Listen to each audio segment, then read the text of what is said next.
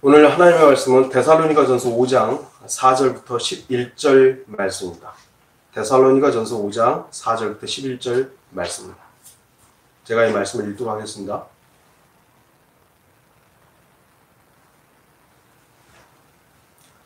그러나 형제들아, 너희는 어두움에 있지 아니하니 그 날이 너희를 도둑같이 덮치지 못하리라. 너희는 모두 빛의 자녀들이며 낮의 자녀들이라. 우리는 밤이나 어둠에 속하지 아니하노라. 그러므로 우리는 다른 사람들과 같이 자지 말고 깨어 있어 정신을 차리자. 이는 자는 자들은 밤에 자고 술 취하는 자들은 밤에 취하기 때문이라. 그러나 우리는 낮에 속하니 정신을 차리고 믿음과 사랑의 흉배를 붙이고 구원의 소망인 투구를 쓰자. 이는 하나님께서 우리가 진노를 받도록 정해놓으신 것이 아니라 우리 예수 그리스도를 통하여 구원을 받게 하셨기 때문이라. 주께서 우리를 위하여 죽으심은 우리가 깨든지 자든지 주와 함께 살게 하시려는 것이라. 그러므로 너희가 행하고 있는 것처럼 서로 위로하고 서로를 세워주라. 오늘 말씀의 제목은 빛의 자녀들이여. 그냥 빛의 자녀 했다가 빛의 자녀들이여 이렇게 좀 더 강조를 했습니다.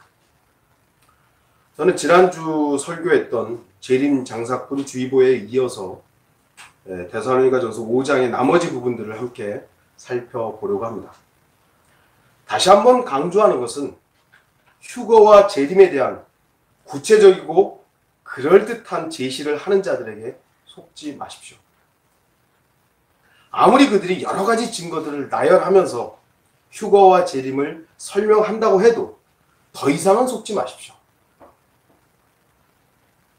여러분은 성경이 무엇을 말씀하시더냐, 거기에만 집중하면 됩니다. 성경이 뭐라고 하느냐. 저와 여러분은 휴거와 재림을 거부하고 부정하지는 않습니다. 저는 휴거가 없다, 주님은 재림하지 않는다, 그럼 그걸 말하는 게 아니에요. 오히려 저는 간절히 바랍니다.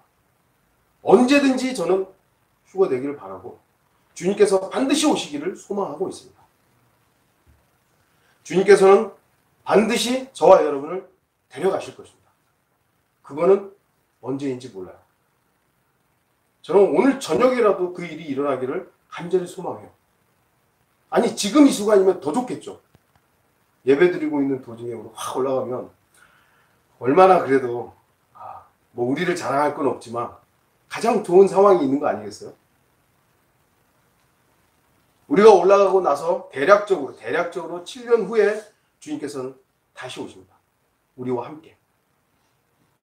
그러나 그 시기와 때는 주님의 권한이에요. 주님의 권한이지 우리의 계산이 아니에요. 계산해보니까 이때다. 해보니까 이때다.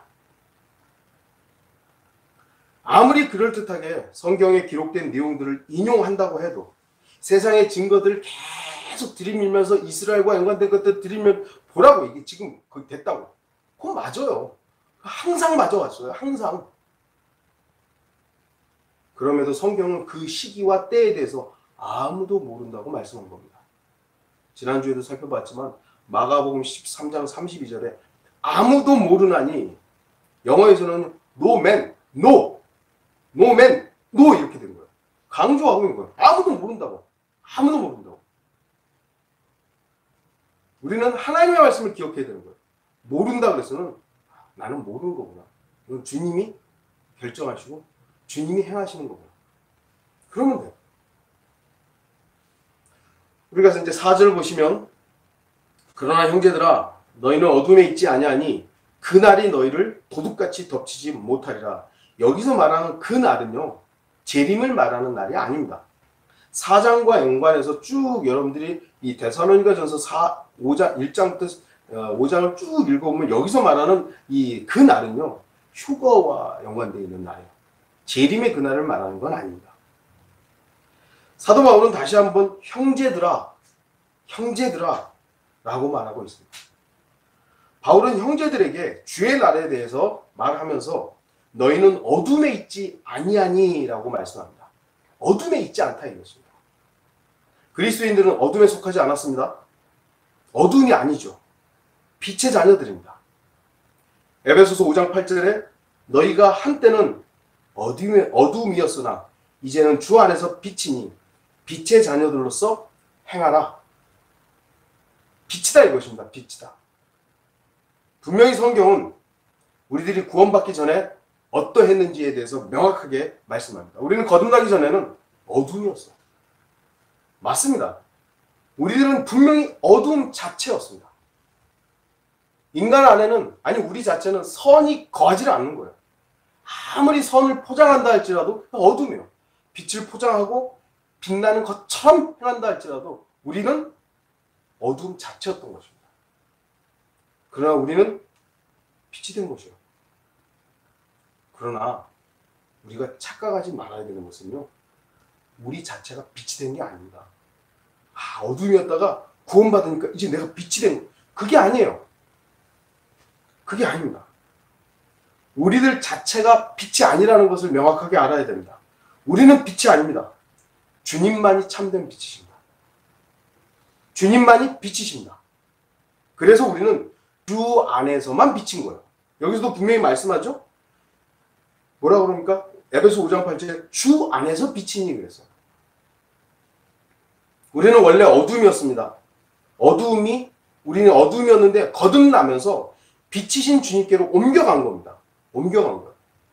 빛 때문에, 그 빛이신 주님 때문에 우리의 지금 현재의 어두움이 가려져 있고 이 어두움을 주님께서 상쇄한 것뿐이지 우리 자체에 아직 육신을 입고 있기 때문에 우리가 빛이 된 게 아니에요. 착각하고 있어요. 사람들이. 이제 빛의 자녀가 됐으니까 자기가 빛인 줄 아는 거예요. 자기가. 그래서 이제 빛된 생활을 해야 된다고. 어리석은 것이죠? 우리는 주 안에서만 비칩니다. 주 안에서만. 우리가 주님 밖으로 교리적으로 나갈 수 없지만 우리가 주님과 무관한 삶을 살 때 어떻죠? 빛의 역할은 빛은 아닌 겁니다. 그냥. 우리는 그냥 어두운 자체로 사는 거예요. 그렇기 때문에 우리는 빛의 자녀가 되었기 때문에 빛의 자녀들로서 행할 수 있다라는 겁니다. 그러나 행하라는 이 단어가 우리는 좀 다르게 볼 수 있어야 되는 거죠. 영어로는 work라는 이 단어인데요. 무조건 행함으로 일관되게 번역을 하다 보니까 이 구절에서도 행하라, 에베소서 5장 8절에서도 행하라고 번역하고 있지만 에베소서 5장의 전체적인 의도는요. 물론 그리스도인의 행위를 강조하고 있음에도 불구하고 그 행위가, 그리스도인의 행위는 무엇을 근거로 하는 겁니까? 나를 근거로 하는 행위가 아닙니다.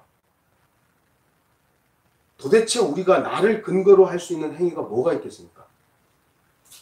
나라는 이 어둠 자체로서 행할 수 있는 뭐가 있겠어요? 그래서 저는 여기서 지금 에베소 5장 8절에서 행하라는 이 말씀을 단순하게 정말 뭔가를 하라는 걸로가 아니라 그냥 걸으라. 그 말 그대로 주님과 함께 걸으라요. 함께 걸으라. 그냥 주님 안에서 주님과 함께 걷는 것. 그것이 그리스도인이 빛의 자녀로서 할 수 있는 행위가 아닌가 생각해 보는 겁니다. 행위 그러면 뭔가를 해야 되는 거잖아요. 뭔가를 열심히 해야 되는 것이지만 빛의 자녀로서 행하라 이것을 이제 빛의 자녀가 됐으니까 뭔가를 열심히 해야 돼 이쪽으로 볼 것이 아니라 그냥 빛의 자녀니까 빛 안에서 주님과 함께 걸어가라 이겁니다. 물론 걷는 것도 쉽지만은 않죠. 주님과 함께 동행하면서 주님과 함께 걷는다. 말처럼 쉽지는 않습니다. 행함은 주님의 행함이면 됩니다. 구원은 주님의 행위, 사역, 주님의 사역으로 이루어졌잖아요. 그러면 우리의 믿음의 삶도 주님의 행함으로 우리의 이 믿음의 삶도 보장받고 그것으로 이루어져야 되는 거지. 내가 이제 구원받았으니까 이제 내 행위로 나의 빛의 역할로서 주님께서 나를 도와주실 거야. 그건 착각입니다. 우리들은 그저 주님의 행함을 믿고 주님과 함께 걷는 겁니다. 주님이 행하시는 거예요. 주님의 행하심을 우리는 믿는 겁니다. 그리고 그 주님의 행하심을 근거로 우리는 한 발자국 한 발자국 주님을 따라가는 것이죠. 그게 우리 그리스도인들의 행위예요. 뭔가를 더 교회를 열심히 다니고 헌금을 많이 내고 착한 어려운 사람을 도와주고 그걸 근거로 하는 행위는요. 결국 주님과 무관한 자기 일밖에 안 되는 겁니다. 자기의 선행. 빛의 자녀들은 우리들이 할 수 있는 유일한 행함은요. 걷는 거예요. 주님 옆에서 주님이 행하시는 거 믿으면서 따라가는 거예요. 빛의 자녀는 참 빛이신 주님 안에 있어야 합니다. 그럴 때만 우리는 빛으로서의 의미가 있는 겁니다. 빛의 자녀이기 때문에 빛 가운데 있고 어두움에 밤에 있지 않는 것입니다. 그래서 그 날이 도둑같이 덮치지 못하는 겁니다. 5절부터 7절 보시면요. 너희는 모두 빛의 자녀들이며 낮의 자녀들이라. 우리는 밤이나 어둠에 속하지 아니하노라. 그러므로 우리는 다른 사람들과 같이 자지 말고 깨어있어 정신을 차리자. 이는 자는 자들은 밤에 자고 술 취하는 자들은 밤에 취하기 때문이라. 5절 7절에서 말씀하는 너희는 데살로니가 교회 형제들을 말하고 있죠. 어떤 사람들입니까? 구원받은 그리스도인들입니다. 구원받은 성도들은 모두 빛의 자녀이며 낮의 자녀입니다. 그러나 본문에서 주위에서 읽어보면 다른 사람들과 같이 자지 말라는 얘기는 뭐죠? 자는 사람이 있다라는 거예요. 또 술 취하는 사람이 있다라는 겁니다. 다른 사람들과 같이 자지 말고, 이건 무슨 말이에요? 자는 사람이 있기 때문에 자지 말라고 하는 것이고 술 취하는 사람이 있기 때문에 술 취하지 말라고 하는 것입니다. 그래서 깨어있지 못하고 정신을 차리지 못하는 술 취해 있는 사람들이 있다고 지금 말씀하고 있는 것이죠. 5절 7절에서 말씀하는 본문에서는 밤의 행위, 밤의 일들은 뭐냐면 잠자는 거예요. 그리고 술 취하는 것입니다. 이것은 그리스도인들에게, 저와 여러분들에게 오늘 저녁부터 이제 잠자지 말고 24시간 내내 눈 벌겋게 뜨고 깨어있으라, 그걸 말하는 게 아니죠. 영적인 잠, 영적으로 무뎌지고 영적으로 게을러지고 영적으로 술 취하는 것들을 말하는 것입니다. 에베소서 5장 18절에 술 취하지 말라. 그것은 방탕한 것이니 오직 성령으로 충만하라. 제가 언젠가 이 술 취함과 성령 충만함을 비교하면서 설교했던 적이 있었는데요. 필요하다면 또 한번 설교할 수 있을 부분인 것 같습니다. 성경은 밤, 어둠의 자녀에게서 볼 수 있는 특징이 있다라고 말씀하는데요. 그건 잠자는 것이고요. 술 취하는 것입니다. 그래서 마귀의 자녀들은 육신적인 일들에는 굉장히 민감합니다. 그런데 영적인 일들에는요, 관심이 없어요. 잠자요, 그냥. 하나님의 말씀이 뭐라고 해도 관심이 없어요. 깨어있지 못해요. 그런데 세상 일에 대해서, 세상의 어떤 즐거움에 대해서, 파티에 대해서 얘기하면 눈이 번쩍 뜨는 거예요. 하나님의 말씀을 제시하면 잠자는 거예요. 그런데 월드컵 얘기하고 막 그러면 밤새서 요즘 밤은 안 새는 것 같습니다. 막 늦게까지 보고 막 술 마시고 막 그러는 거예요. 또한 성령으로 충만하는 것은 거절하고요. 술독에 빠져 있는 것입니다. 그리스도인들이 어둠의 자녀들처럼 행한다면 본문 말씀에 우리는 귀 기울여야 하는 것입니다. 그러지 말라고. 잠자지 말고 술 취하지 말라고. 빛의 자녀이며 낮의 자녀가 영적인 부분에 무관심하다면, 하나님의 말씀이 선포되는 것에 대해서 무관심하다면 깨어있어야 돼요. 하나님의 말씀을 읽고 묵상하고 또 그 말씀을 자신에게 적용하는 데 있어서 잠들어 있다면 주의해야 되는 겁니다. 또한 세상에 대해서 취해 있고, 특히 종교인들은 땅의 창녀인 로마 카톨릭이 제공하는 것들에 취해 있다면 주님을 맞이할 때 그의 눈에서 눈꺼풀이 발견되는 창피함을 당하게 되는 겁니다. 그러나 깨어있는 사람은 맑은 정신과 깨끗한 모습으로 주님을 뵐 수 있게 되는 것입니다. 물론 우리 자신을 정돈한다고 해서 뭐가 달라지는 건 아니지만, 최소한의 우리가 사람과 사람을 만나도 예의가 있잖아요. 옷가짐이 있고, 우리 사실 여기 예배 드리러 올 때 어제 저녁에 잤던 그대로 온 거 아니잖아요. 뭐 머리도 감고 옷도 좀 정결하게 하고 최소한의 그거 예의라는 겁니다. 주님을 만나 뵐 때 우리가 죄 가운데 있는 모습으로 만나는 것이냐 아니면 우리 자신을 선하게 할 건 아니지만 최소한 주님의 오심을 기다리면서 내 자신을 죄로부터 멀리하는 삶을 살면서 주님을 맞이할 것인가 이건 다른 문제인 것이요. 우리가 죄를 안 지을 수 있다 그걸 말하는 것이 아니라 고의적으로 우리가 죄를 취하고 세상을 취하는 것으로부터는 단절해야 되는 것이죠. 마지막 때의 그리스도인은 정신을 차리고 깨어 있어야 합니다. 8절을 보겠습니다. 그러나 우리는 낮에 속하니 정신을 차리고 믿음과 사랑의 흉배를 붙이고 구원의 소망인 투구를 쓰자. 여기 이제 8절에서 구원의 소망. 여러분은 소망이 뭐죠? 아직 이루어지지 않은 거예요. 바라는 거예요. 바라는 거. 근데 구원의 소망이라고 하면 구원을 소망한다고 그러잖아요. 구원의 소망. 그건 교리적으로 이상한 거예요. 여러분 구원을 소망하십니까? 예? 여러분 구원을 소망하세요? 아니죠. 이미 가진 걸 왜 소망을 해요? 갖지 않은 걸 우리는 소망하는 거거든요. 그래서 여기서 말하는 구원의 소망이라는 것은 우리의 혼의 구원을 말하는 게 아니라 몸의 구속을 말씀하는 것이에요. 몸이 변화되는 그 구원을 소망하는 겁니다. 저는 지금 이 몸의 구속을 소망하고 있어요. 아직 이루어지지 않았거든요. 저의 혼의 구원은 이미 이루어졌기 때문에 그걸 소망하지 않아요.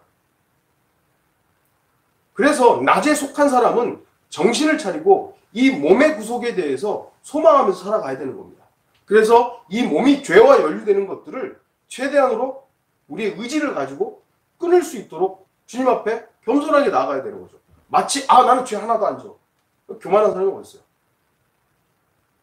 바울은 그리스도인들에게 빛의 자녀임을 상기시키고 어둠의 일들로부터 깨어 있어야 할 것을 말씀하고 있습니다. 깨어 있으라고.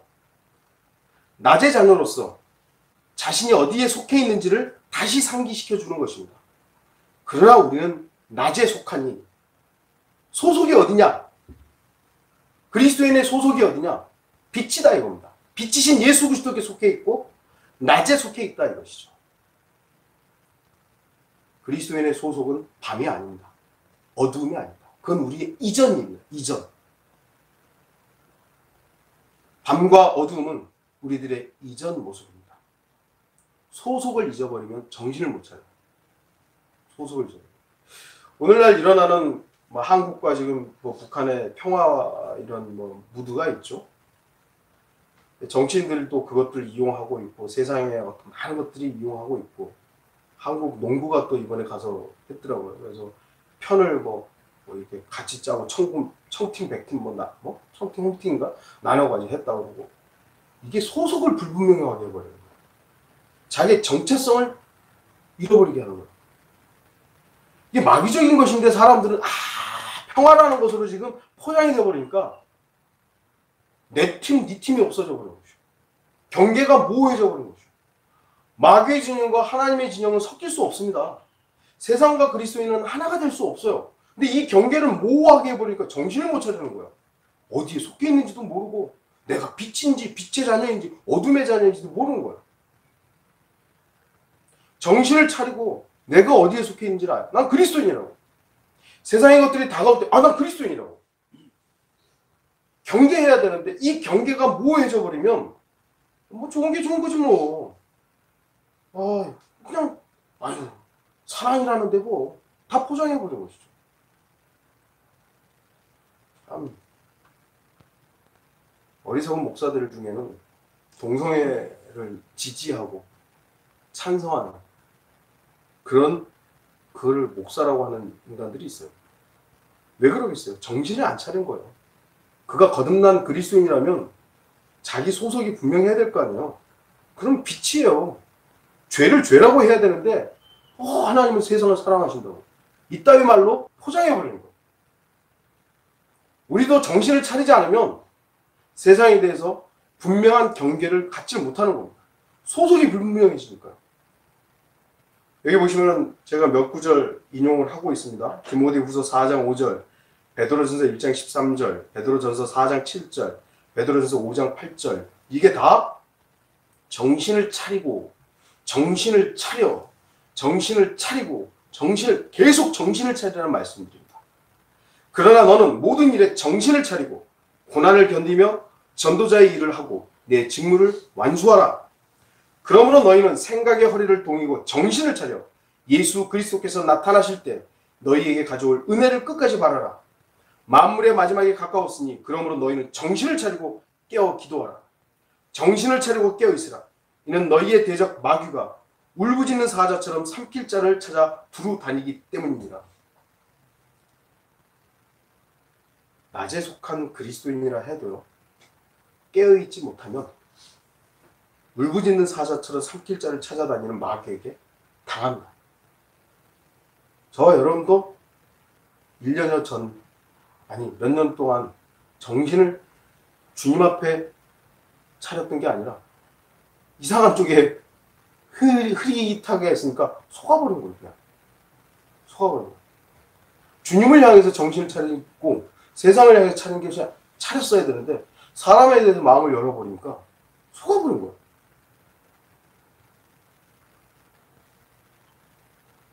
믿음의 선한 싸움을 싸우는 군사로서 자신의 소속을 알고 정신을 차렸다면 우리는 속지 않았을 텐데 그러지 못했던 것이죠. 무장해야 되는데 무장을 해제해버린 거예요. 무장을 해제해버린 겁니다. 군인이 왜 필요합니까? 우리나라도 군인이 있잖아요. 지금 아직은 휴전이잖아요. 근데 이제 뭐 앞으로 모르겠어요. 뭐 미국과 한국과 북한하고 중국하고 이제 종전 선언을 할 거라고 뭐 얘기를 하는데 종전 선언을 했다 쳐도 우리나라에 군인이 필요 없습니까? 근데 전쟁이 끝났다고 선언하는 거 아니야. 그러면 더 이상 한국에는 군인이 필요 없습니까? 예? 아니에요. 필요해요. 필요해요. 군인이 왜 필요한 거죠? 전쟁 때문에 그래요. 전쟁 때문에. 말이 하나 있을 수 있는 그 전쟁에 대비하기 위해서 군인이 있는 것입니다. 근데 군인이 무장을 해야 될 거 아닙니까? 그래서 우리나라도 어마어마한 그 뭐라 그러죠? 군비를 해마다 세금으로 어마어마하게 지출하는 건 아니겠습니까? 탱크도 사야 되고 비행기도 사야 되고 뭐 전함도 만들어야 되고 계속해서 무장을 하는 겁니다. 적군이 없는데 군인이 무엇 때문에 무장을 하겠습니까? 성경은 우리에게 무장하라고 말씀합니다. 무장하라고. 그래야 적군의 불붙은 화살을 막을 수 있는 겁니다. 에베소 6장 12절부터 18절을 보시면 이는 우리의 싸움이 혈과 육에 대항하는 것이 아니라 정사들과 권세들과 이 세상 어두움의 주관자들과 높은 곳들에 있는 영적 악에 대항하는 것이기 때문이니라. 그러므로 너희는 하나님의 전신 갑옷을 입으라. 이 말씀이 바로 무장하라는 거예요. 무장하라고. 이는 너희가 악한 날에 저항할 수 있으며 또 모든 일을 다 이루기까지 서 있게 하기 위함이니라.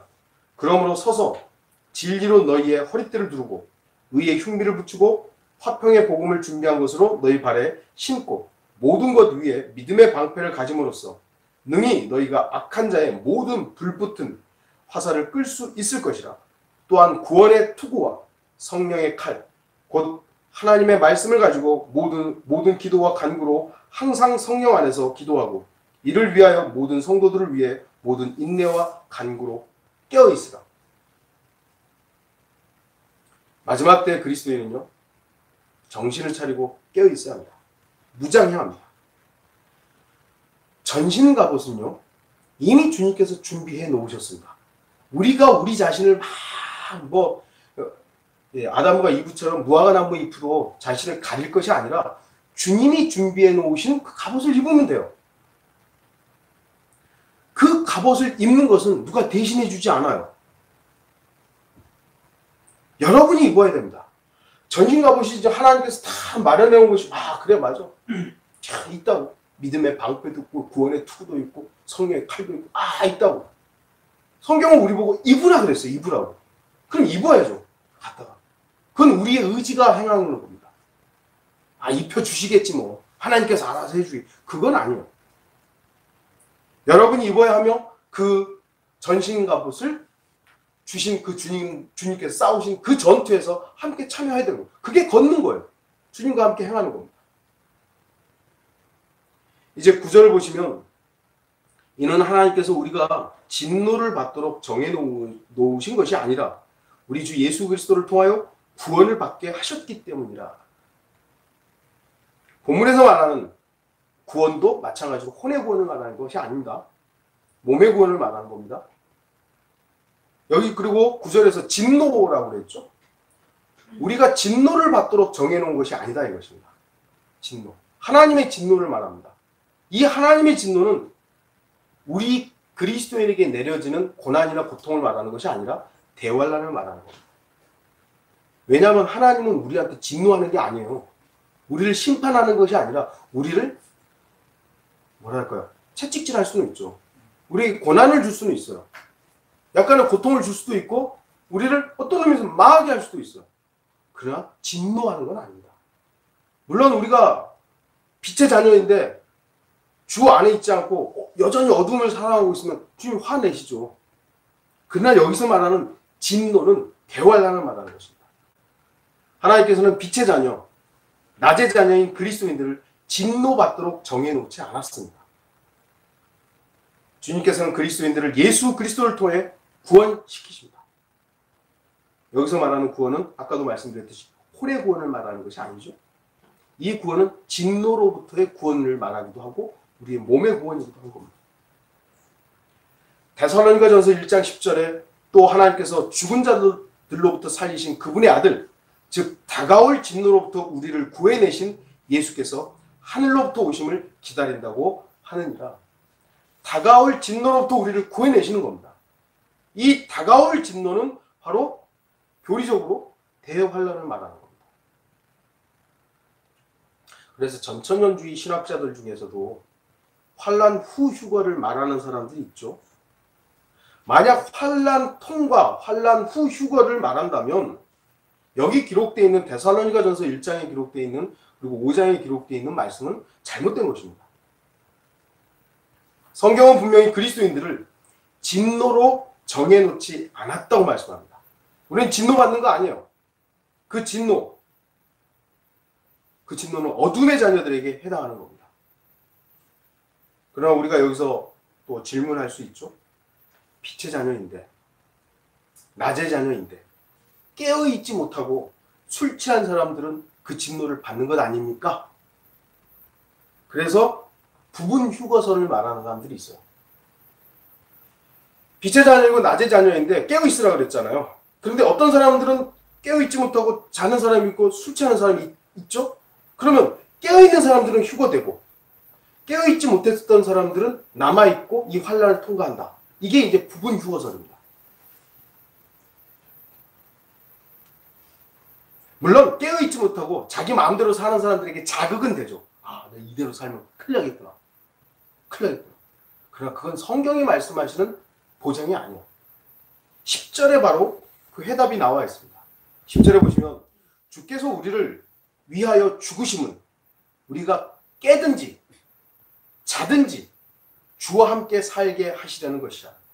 우리가 깨어있든지 심지어는 자든지 깨어있든지 자든지 상관없이 진노를 받도록 정해놓은 건 아니라는 겁니다. 그리스도인이 깨어있어야 하는 것은 낮의 자녀로서 당연히 깨어있어야 하는 것이죠. 그러나 깨어있지 못하다고 해서 잠들어 있거나 술 취한다고 해서 진노를 받는 것은 아닙니다. 누구나 바울처럼 일하고 싶죠? 그러나 바울과 같은 사람은 역사상 한 명뿐입니다. 우리는 바울과 같이 될 수 없어요. 누구나 스펄전처럼 설교하고 싶지만 역사상 스펄전은 한 명입니다. 누구나 피터 러크만처럼 성경을 많이 알고 싶지만 역사상 피터 러크만은 한 명뿐입니다. 믿음은요, 누구처럼 되는 게 아닙니다. 누구를 믿느냐지 누구처럼 되는 게 아니에요. 바울은 나를 따르는 자들이 되라라고 했지 나를 본받으라라고 하지 않았어요. 나를 닮아라 그렇게 말하지 않았습니다. 바울이 자신을 본으로 삼으라고 한 것은 있긴 있어요. 성경에서 나를 본받으라고 하는 부분이 있는데, 그거는 나처럼 살아라, 내가 나처럼 살아라가 아니라 자기가 거저 먹지 않았어요. 복음을 전할 때 성도들의 그냥 후원만 받아서 먹고 산 것이 아니라 텐트 만들면서 자기가 번 돈으로 거저 먹지 않았어요. 그리고 수고한 것에 대해서 다른 사람을 도와주기도 했고, 이걸 본받으라고 하는 것이지, 내가 이렇게 주님을 잘 섬겼으니까 너네 나처럼 섬겨? 그 부분에 따르라고 한 것이지, 나를 따르라 그런 것이, 나를 닮아라? 이렇게 하지 않았다는 겁니다. 주의하십시오. 여러분 저를 닮은 게 아니에요. 여러분 누구를 닮은 게 아니에요. 심지어는 여러분은 예수님을 닮아서도 안 됩니다. 닮는 것은 신앙이 아닙니다. 예수 그리스도를 닮는 것은 마귀적인 겁니다. 마귀적인 거다. 우리는 예수를 따르는 거예요. 따르는 사람이지 닮는 게 아니에요. 닮는 거는 마귀가 하는 짓이에요. 마귀가 하는 짓이에요. 물론 자는 게 잘하는 건 아닙니다. 술 취하는 게 잘하는 건 아닙니다. 그렇다고 해서 저와 여러분들이 육신적으로 어리석어서 잠들어 있고 세상을 탐닉하고 있다고 해도 다가올 진노를 받는 건 아닙니다. 그것이 바로 하나님의 구원의 영원한 보장이기도 하죠. 그러니까 그걸 저와 여러분들이 핑계를 대서는 안 됩니다. 우리의 육신의 연약함을 핑계로 우리가 세상을 탐닉하고 세상을 즐기는 것을 우리가 자랑 삼으면 안 되는 것이죠. 절대로 안 되는 것이죠. 그러나 그럼에도 불구하고 우리의 이 육신적이고 어리석은 부분들은 그건 너무나도 분명한 사실이에요. 마치 나는 그렇지 않은 것처럼 포장해서는 안 된다는 것이죠. 예수 그리스도께서 죽으신 이유는 그리스도인들에게 진노를 퍼붓기 위함이 아닙니다. 분명히 알아야 될 것은 왜 예수님은 죽으셨냐면 그 진노를 자신이 받기 위해서 죽으신 거잖아요. 그렇죠? 그래서 교리적으로는 대환란이라는 이 진노가 있지만 우리 그리스도인들이 하나님의 심판을 넘을 수 있었던 이유는 예수님이 죽으셨기 때문이에요. 예수님. 대환란은 야곱의 고난의 때로서 이스라엘에게 진노하시는 때이지 그리스도인들에게 진노를 퍼붓는 때가 아닙니다. 그래서 우리는 그리스도인은요, 진노를 받고 싶어도 대환란을 통과하고 싶어도 통과할 수 없습니다. 마지막 때 그리스도인은 정신을 차리고 깨어 있어야 하며 무장해야 하며 다가올 진노를 걱정하지 말아야 됩니다. 어떤 사람들은 환란을 통과할까 봐 덜덜덜 떨고 있고 어떤 사람은 환란을 또 심지어 준비하잖아요. 뭐 쌀도 사놓고 뭣도 준비하고 막 그러잖아요. 어리석은 사람들이죠. 11절 보시면 그러므로 너희가 행하고 있는 것처럼 서로 위로하고 서로를 세워주라. 마지막 때를 사는 빛의 자녀의 행위가 여기 두 가지가 더 기록되어 있습니다. 하나는 서로를 위로하는 것이고요. 또 하나는 서로를 세워주는 것입니다. 잠시 후면 예수 그리스도께서 오실 것입니다. 이것이 비록 2000년 전부터 외쳐졌던 말이기는 하지만 성경은 여전히 주님의 재림에 대해 경적으로 울고 있습니다. 곧 오신다. 곧 오신다. 곧 오신다. 마지막 때에 오늘날 그리스도인들은 깨어 있어야 하며 무장해야 합니다. 그리고 서로 위로해야 하며 서로 세워줘야 합니다. 위로하라 그랬어요. 위로. 그런데 이 위로가 뭐냐 이거죠. 멀리서 찾지 마십시오. 데살로니가전서 4장 18절에 그러므로 이러한 말로 서로 위로하라 그래요. 이 위로하라는 말이 뭐죠? 데살로니가전서 4장 대부분의 내용이 뭐냐면 그리스도인의 휴거를 말하고 있는 겁니다. 이제 눈 깜짝하는 순간에 오는다. 주님께서 호령과 나팔 소리, 여기는 안 나와 있지만 호령과 나팔 소리가 나면 우리는 이제 주님께서 데려가실 것이다. 공중으로 끌어올라갈 것이다. 이 말로 서로 위로하라는 겁니다. 그리스도인의 위로는요. 형제님, 다 잘 될 겁니다. 조금만 참으면 좋은 일이 있을 겁니다. 지금은 억울해도 반드시 이 억울함 다 풀릴 겁니다. 그러한 말로 위로하라는 것이 아닙니다. 저에게 많은 분들이 통화하면서 힘드시겠습니다만 좀 하나님께서 또 다 갚아주시겠죠. 목사님 형제님 힘드시겠지만 힘내십시오. 이제 다 회복될 겁니다. 지금은 성도들이 그렇지만 앞으로 다 부흥할 거예요. 이런 위로의 말들을 합니다. 물론 저도 사람이니까 그런 말을 들을 때 조금의 도움은 될 수 있겠지만 저는 그러한 말로 위로받지 않습니다. 저를 위로하는 건 하나님의 말씀이에요. 비록 이 땅 모든 것이 다 망하고 가장 암울한 일이 발생한다 해도 저는 이미 주님만으로 위로를 받았습니다. 저는 주님을 회복함으로 인해서 끝났어요.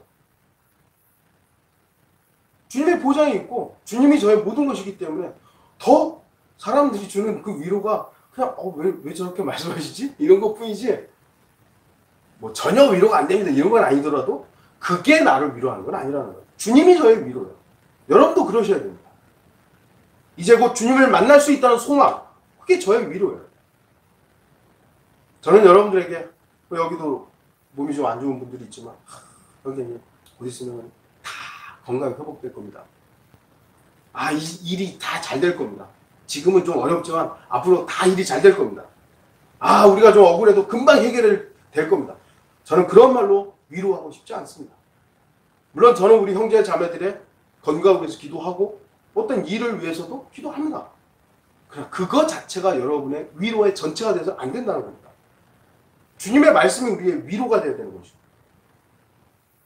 주님 안에서 곧 빛이신 주님 안에서만 우리들은 빛으로서 의미가 있을 뿐이지 우리는 지속적으로 그래서 주님만 바라봅시다. 주님만 바라봅시다. 이것이 제가 할 수 있는 유일한 위로의 말인 것입니다. 또 반면 어떤 사람들은 위로는 안 하고 계속 권면만 하는 거예요. 조언만 하는 겁니다.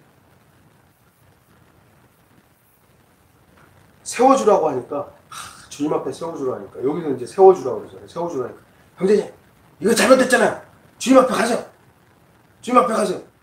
이렇게 세워주라고 그러니까 계속 조언하고 충고만 하는 것입니다. 너 여전히 세상을 사랑하는 거 보니까 구원을 점검해 봐야 되겠어. 너는 왜 주님을 주인으로 인정하는 삶을 사는 거 아니야? 너의 삶을 보니까 너의 삶은 주님이 주인이 아닌 게 분명해. 그러면 너는 구원받지 않은 것이 분명해. 목사와 관계가 안 좋은 거 보니까 주님을 누리지 못하는 거야. 그런 식으로 계속 사람을 통제하는 것이죠. 주님 앞에 세운다는 것은요, 있는 그대로를 말하는 거예요. 있는 그대로. 분명히 성경은 위로하라 그랬고요, 세워주라 그랬어요. 예수 그리스도 앞에 세워주는 것은요, 우리를 가다듬어서, 우리를, 이제 더러움이 있어서, 그래. 탁탁탁. 주님, 이제 좀 털었으니까 저 설 수 있죠? 그걸 말하는 게 아니에요. 우리가 구원받았을 때 어땠죠? 우리가 아직 죄인이었을 때 구원받은 거예요. 우리가 아직 연약했을 때 구원받은 거예요. 마찬가지로 주님 앞에 서는 것은 나 그대로 가는 거예요. 비록 주님, 저는 여전히 세상을 사랑합니다. 저는 여전히 내가 주인일 때가 많습니다. 그러나 저는 주님 앞에 설 수밖에 없습니다. 형제님이 비록 연약하지만 주님 앞에 주님만 바라보시오. 주님만 바라보시오. 형제님이 여전히 육신적인 부분이 있고 형제님이 여전히 세상을 사랑하는 그 부분이 있지만 주님께 가라고. 주님만이 유일한 우리의 보장이시고 빛이시라고.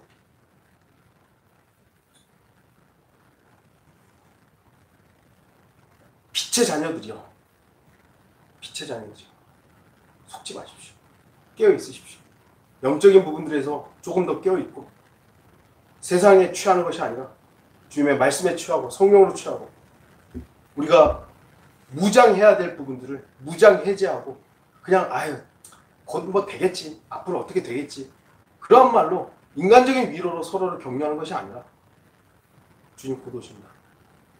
우리 곧 올라갈 것입니다.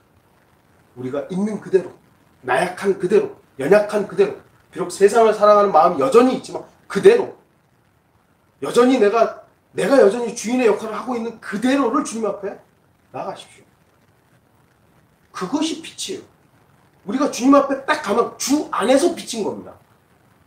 우리가 주님 밖에서 나를 치장하고 그럼 여전히 그 하고 있는 그 일은 어둠이에요. 어둠이에요. 주님의 오심이 가깝습니다. 그 때와 시기는 우리는 알 수 없습니다. 그러나 밤에 도둑과 같이 갑작스럽게 오신다는 사실은 너무나도 분명한 사실입니다. 그렇다면 빛의 자녀, 낮의 자녀들로서 정신을 차리고 깨어 있어야 합니다. 잠자지 말고 술 취하지 말아야 합니다. 그리고 믿음과 사랑에 흉배를 붙이고 구원의 소망의 투구로 무장해야 합니다. 또한 전투에서 패배할 것이라는 걱정은 하지 마시고 승리자이신 주님의 편에서 싸워야 합니다. 그리고 전우들을 위해서, 함께 싸우고 있는 전우를 위해서 위로하십시오. 잘 될 거야, 그런 위로가 아니라 이제 곧 죽는 것입니다. 세상은 이제 곧 끝납니다. 그리고 성도들을 있는 그대로의 모습으로 주님 앞에 세워주는 그런 성도들이 되기를 바라는 것입니다. 다 같이 읽겠습니다.